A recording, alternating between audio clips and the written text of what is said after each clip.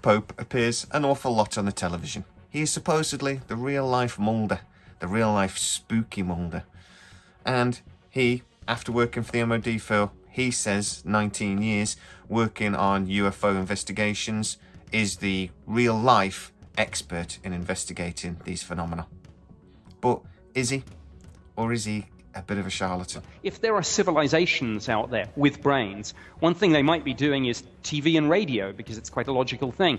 And the next generation of radio telescopes should pick that up. Is it possible, though, that, life, intelligent life has evolved beyond that, as perhaps we're evolving towards computers, and they look nothing like us at all, and they don't need to look like us? That's very possible as well. And in fact, I went to a scientific conference in 2010 when I heard a NASA former chief historian say, we may be in a largely post-biological universe. And he was talking about artificial intelligence. And that might, of course, be a way that life forms could survive the rigors of space. This clip annoys me a little bit. Somebody that had access to the MOD documents, has seen the files that we would kill to see as part of our community, has seen the evidence, is asked directly, what is the best proof we have? I mean, you look into UFOs and things like that. What, in your view, is the best evidence we've had of there being some kind of extraterrestrial life? Well, most of the sightings we looked at were misidentifications, but the believers only need to be right once. And we did, in the Ministry of Defense, have some cases where these things were seen by pilots, simultaneously tracked on radar, and where we got some very good photos and videos that even defense intelligence staff specialists couldn't debunk. So in amongst the Chinese lanterns and the weather balloons, there is some good stuff in the files too, so who knows? And he comes up with this vague answer. I don't want to see a vague answer. I want to see him say, you know what, there's an incident in whenever, 1985, that I saw that absolutely convinced me. It is a case, okay, maybe for, non-disclosure agreement reasons, he can't give details, but he can say, there's a case here in Somerset. There was radar telemetry, there was multiple eyewitnesses, and there was indentations on the ground. We actually have physical evidence as well. And this was the case that really got me. But he doesn't. He says, oh, well, cases where we see a bit of radar and we see physical and we see multiple, they're the interesting ones. Give me an example. You're supposed to be the expert. You're supposed to be the person that actually has worked on these files and has actually seen the proof. So give me an answer. Give me an answer that makes sense. Don't give me this wish-washy answer that you always give. You come to me and say to me, what is the best evidence we have? I'll say the Tic Tac videos, or I'll say the Rendlesham Forest incident, or I'll say Roswell, or anything. I will not give you, well, there's lots of cases where we see radar telemetry and multiple eyes. No, I will give you examples. So why can't he? So, after dropping out of doing a degree, he did join the MOD at age 19. This was in 1985.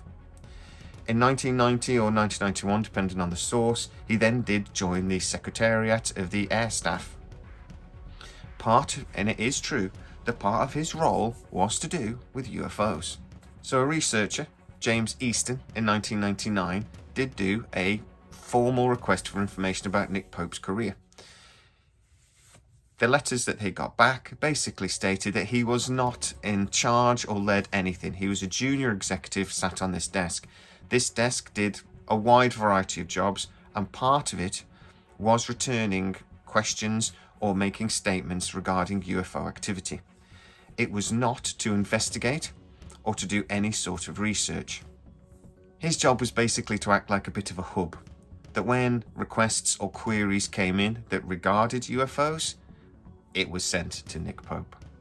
So, the documents that James Easton was able to get his hands on did give a very different description to Nick Pope's career in the MOD than he tends to allow or tends to suggest.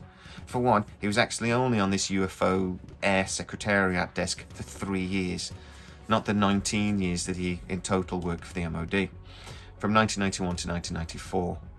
The MOD have said that he was not in charge of any investigations and no research projects into UFOs was ever completed. The MOD do not look into crop circles, they do not look into alien abductions, and they do not look into animal mutilations. The only interest they have in flying saucers or UFOs is the potential threat to air defense. But could the MOD be making it up? Could this be a clever lie just to discredit Nick Pope? Well, Nick Pope even says in his book, Open Skies, Closed Minds, that when he first started working on this desk with the UFOs, that it was actually quite boring, that there wasn't little grey men or men in black jumping around, that it was actually a little bit dull. He then does actually contradict this in other places, though, and say that he found hundreds of cases of verifiable UFOs, radar telemetry, so on and so on, and that he had his eyes opened very quickly. So, if you actually read the book, that is a little contradictory in places. It's also been actually suggested that the period that we're talking about here, 1991 to 1994, was actually quite a relatively quiet period in UFO activity in the UK, that actually he worked there at a time when there wasn't a lot going on. So we're not 100% certain what it is that he actually researched that was so interesting. One area that he does talk about a great deal, though, is Rendlesham Forest. Rendlesham Forest was something that he speaks about in lots of videos and that he suggests he researched. This wouldn't be true. For one, the Rendlesham Forest incident happened in a period when he wasn't working for the MOD, or wasn't working on this desk as part of the MOD. And anyway, any research would have been done by staff people on the ground in the area, not by some guy on a desk at the MOD. The same goes for the Cosford incident that he does, again, talk about a great deal. This would have been researched by air staff at the base. An MOD officer would not have gone across and done any research in this way.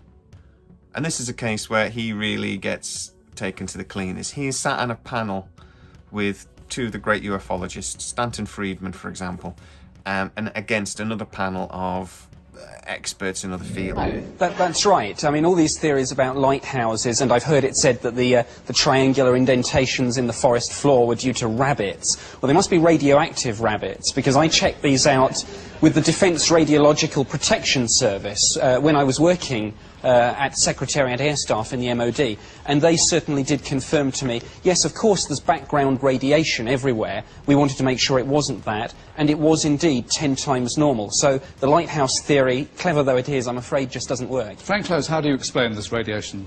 Well, the radiation is unusual because it's for a rare occasion we've at last got something you can go and check. And so I did.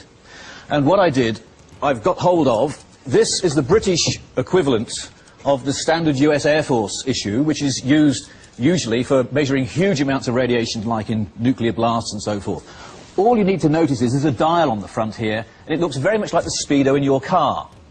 Now, the speedo in your car is great for measuring whether you're exceeding the speed limit or not, but you know what it's like. You're stuck in the traffic jam doing nothing, but it's still flickering at the bottom. We know from the report that Colonel Holt made at the time that the amount of radiation they thought they were detecting on their machine was very, very small, 0.1. And we've checked with the makers of the US equivalent, and they said, their quote is, that this measurement was the bottom reading of the machine and was of little or no significance at all. So it was not possible with the device to measure that small amount. But what I have got here is something that you could have done, and it's this, and it shows the other thing, which is, even if the radiation was 10 times bigger, it doesn't matter very much at all. Look, in the room, can you hear the Geiger counters going off already? Because there's radiation all around us. Here I've got some rock that you can find lying around if you live in Cornwall all over the place. It's pitch blende. And that sends it up 100 times. Sending radiation backgrounds up by a factor of 10 means nothing at all. And he gives this quite confident answer that it cannot be the lighthouse, it cannot be a thing, radiation 10 times higher than normal, blah, blah, blah, blah, blah. Background radiation is actually incredibly low. I know this. Your TV gives off quite a lot of radiation. It's something in the magnitude of 5 to 6 times higher than background radiation. As the guy says in the video, stones and lime and things like this also emit quite high levels of radiation compared to background radiation. So 10 times higher than normal background radiation is actually virtually nothing. But I'm not quite sure why we think the Rendlesham Forest incident has anything to do with radiation anyway. Why are UFOs nuclear? Finally, One thing that Nick Pope does, and has actually made quite a nice little career out of, is being the spooky Fox Mulder, the real-life UFO researcher.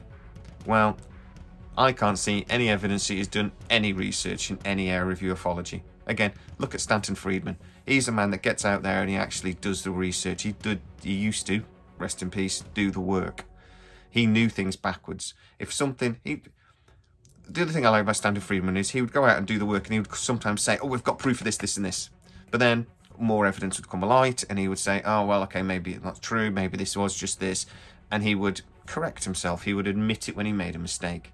Nick Pope doesn't do that because he doesn't do the work. He doesn't do the research. He is not the real-life Mulder. He is not the real-life researcher. He is just a bloke living off the fact that he worked on a desk in the MOD for 3 years.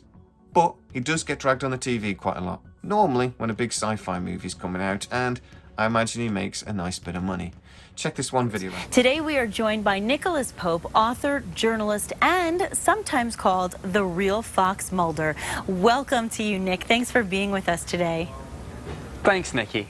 Well, Nick, you worked with the British government's UFO project at the Ministry of Defense, and based on your top secret findings, you say that you believe with 99% certainty that we're not alone. So tell us what you've discovered.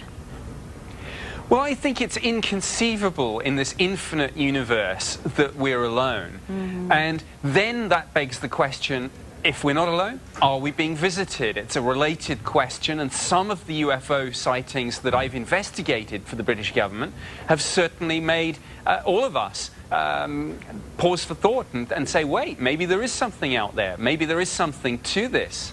Absolutely. Well, you know, I mean, it's also a controversial issue. I think people are very torn, and I think a lot of times people really need to know about that research to get a better understanding and to base their opinions and judgments on statistics.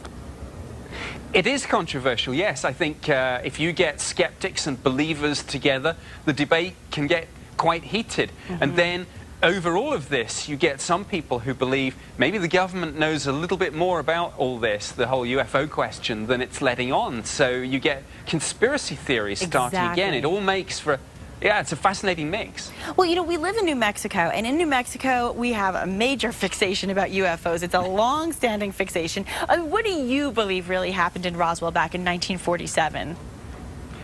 I honestly don't know, but I have no doubt that something unusual happened and something crashed. And what I think sometimes people don't remember is that this wasn't the media or UFO researchers putting out this story. This was actually the US military being the first people to say, hey, we found something here. Something crashed. Right, and I don't think the military has any reason to do anything except tell the truth and to bring the facts to the table. Okay. Well, I mean, let's talk a little bit about Check into Space, because I know that's a big thing that's going on right now, and let's let our viewers in on what Check into Space actually is.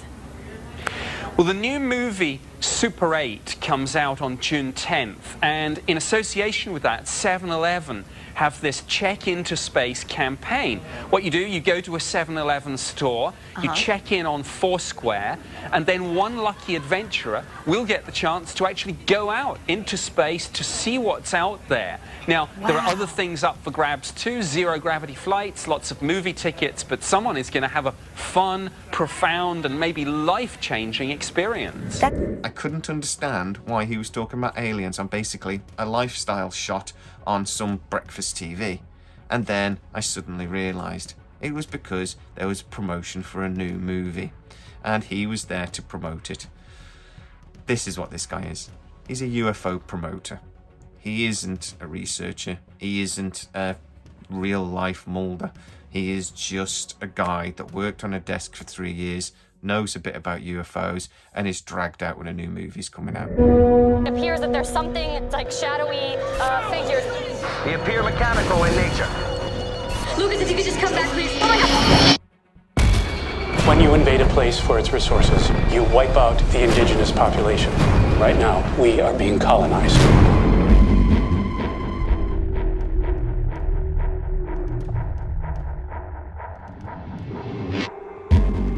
I think alien contact, if it ever happens, is going to go one of two ways. It is either going to be some spiritually enlightening experience where we meet the space people and everything's nice and fluffy and E.T. Or it's not going to go very well at all, and it is going to be Battle Los Angeles. And interestingly, there was a real incident in Los Angeles at the height of the Second World War in 1942, where actually something was seen over the city, and for hours the anti-aircraft guns blazed away at whatever it was, without apparently damaging it or having any effect whatsoever. So you look at a movie like Battle Los Angeles, and it's always, there's always some real UFO incident that you can say has perhaps inspired a movie like this. So, should we take much of what Nick Pope says seriously? Well, yeah, he says some really sensible stuff. He talks about 95% of observations are probably explainable. It's the 5% that aren't that we should be interested in, and that is huge. He does actually talk a lot of sense when he's dragged out to discuss things like the Roswell EBE video or Skinny Bob video. He talks a lot of sense. But he's just talking a lot of sense that 90% of us would say as well, based on no real expertise, no real evidence. He, again, is just a guy that worked on an MOD desk for 3 years, so maybe we should, stop actually watching him, and then maybe he'll stop getting TV gigs in America. Thanks very much. Please like, subscribe, hit that bell notification. Really helps us out.